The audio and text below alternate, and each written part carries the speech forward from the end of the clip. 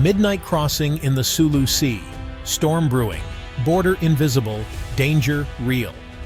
This isn't just a headline. It's life here. My mission: reach the line that separates the Philippines from Malaysia. A border drawn on maps, but lived on the water. The journey tests survival. Unpredictable weather, strong currents, and piracy still haunt these waters. I traveled as the locals do. Their boats, their food, their stories. This wasn't about a GPS coordinate. It was about experiencing life on one of the world's most fluid frontiers. The final destination, a lonely concrete pillar in the middle of the ocean. The only sign of the border for hundreds of miles. This is the frontier, untamed, unpredictable, and deeply human. Our journey began in Bulin, Palawan's last port before the open sea. Fishermen mended nets, porters loaded boats, and the air was thick with salt and diesel. No ferries here, just supply boats and the kindness of their captains. Preparation was everything. GPS, locator beacon, medical supplies, water filter, food bars, and a sturdy knife. I needed a guide who knew these waters. Enter Ramon, a seasoned sailor with quiet confidence. The Sea Eagle was basic but sturdy, a lifeline for the southern islands. As the engine roared to life, we left the certainty of the mainland behind. The open sea, with all its promises and perils, awaited. The adventure had begun.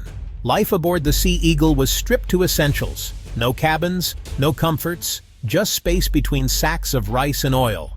I slept on the roof under a sky ablaze with stars, lulled by the boat's gentle rocking and engine's hum.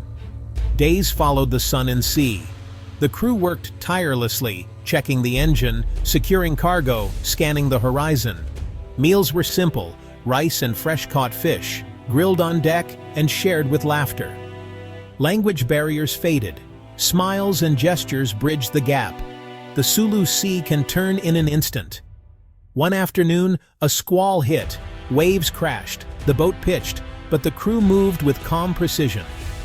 Ramon's steady hand at the helm was our anchor.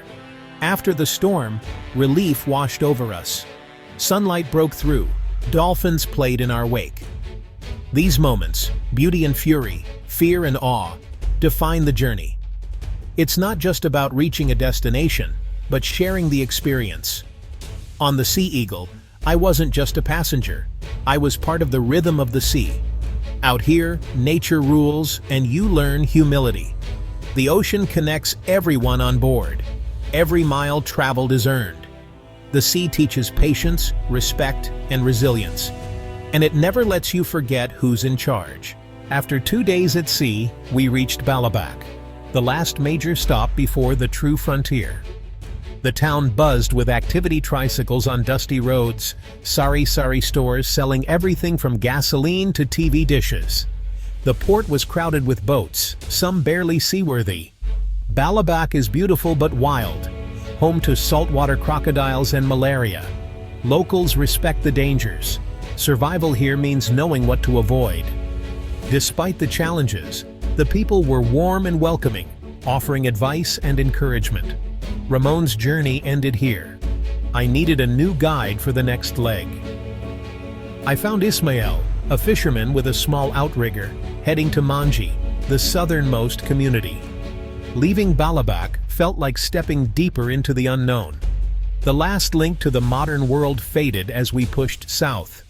Here, the Philippines blurs, and Malaysia's influence grows. Balabac is a gateway, a true outpost on the nation's edge. Survival is daily reality. The frontier spirit thrives. The journey was about to get even more remote, and I was ready to follow. The trip to Manji was a stunning ride through turquoise waters and tiny islands. Manji appeared, a village floating on stilts above a coral reef, houses linked by rickety boardwalks. No land, just wooden homes suspended between sea and sky. Ismael navigated narrow channels. Children waved, women washed clothes in the sea. Life here is lived in public, dictated by the tides. Boats are family cars. The sea is highway and pantry. I stayed with Ismael's family. One room simple but filled with warmth. Dinner was rice and grilled squid, stories of challenges and joys. Fresh water is scarce. Brought by boat storms mean everyone works together. In Manji, community is survival. As night fell, the village glowed like a constellation on the water. Manji is a testament to human ingenuity, home built on shifting tides and cooperation. Here, resilience is a way of life. Manji's life is shaped by its nearness to Malaysia, the border just a short boat ride away.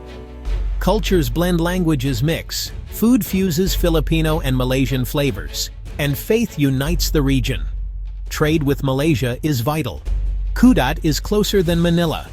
Islanders sell fish and seaweed, buy goods like fuel and sugar from across the border. Malaysian brands fill local shops. The economy is informal, built on trust and relationships. The border here is a gateway, not a barrier. Islanders navigate it with pragmatism, using local knowledge and connections. I watched as a Malaysian boat arrived.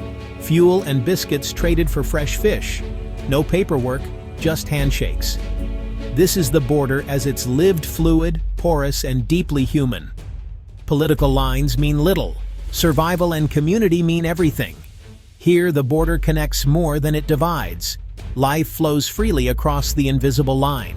Life here is a constant battle with the elements. Storms strike fast. Isolation is the norm.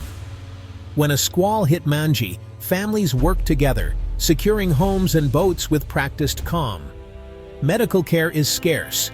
Serious illness means a risky journey to Balabac or beyond. The community is the safety net. Everyone helps, everyone matters. Resourcefulness is essential. Nothing wasted, everything repurposed. Old engine parts become tools, driftwood becomes fuel. Islanders are masters of improvisation, fixing engines with wire, patching roofs with scraps. This ingenuity is born of necessity. Self-reliance is a way of life. Their resilience is inspiring, facing hardship with grace and unity. They thrive in a world of beauty and danger.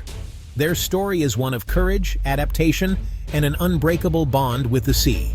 Here, survival is a shared achievement. The final leg. Ismail took me to the treaty marker at dawn, a tiny boat in a vast blue world.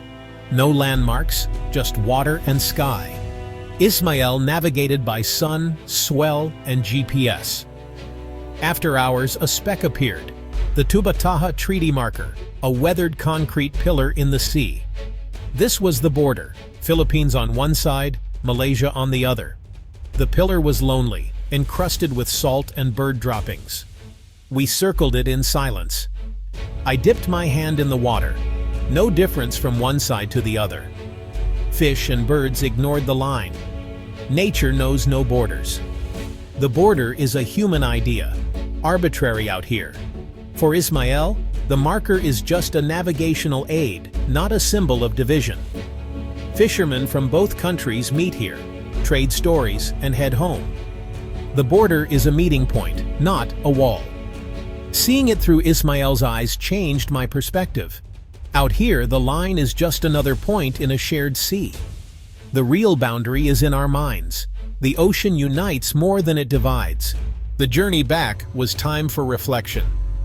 I came seeking a border, but found a world where human connection trumps political lines. Here, nationality fades. The sea binds people together. The people of the Sulu Sea endure isolation and hardship, yet flourish with resilience and joy. Their spirit is unbreakable, their community strong. Borders are human inventions. Nature and daily life ignore them. True identity here is shaped by shared experience, not passports. What unites us, family, community, survival, is stronger than any line on a map. This journey revealed the universal truths that connect us all. On the wild edge of the map, I discovered what it truly means to be human.